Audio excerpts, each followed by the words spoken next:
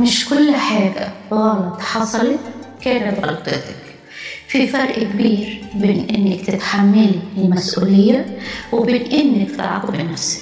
ساعات بتكوني أكتر حد قاسي على نفسك وبتفتكري إن ده نضج أو قوة، بس الحقيقة إنك بتتعبي نفسك من غير ما تحسي.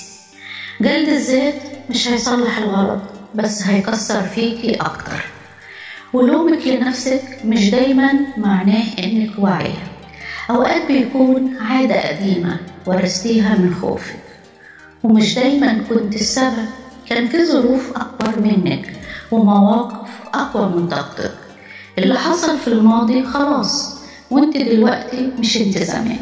حتى لو غلطتي ده مش معناه انك تعاقبي نفسك كل يوم. لو تقدري تصلحي الغلط صلحيه، ولو ما ينفعش سامحي نفسك وكملي. مش علشان انت ضعيفة، لكن لانك انسانة، والانسان بيغلط وبيتعلم، مش بيتعلم عليه. ولو كان الناس ضدك قولي لهم انا مع نفسي وده كفاية.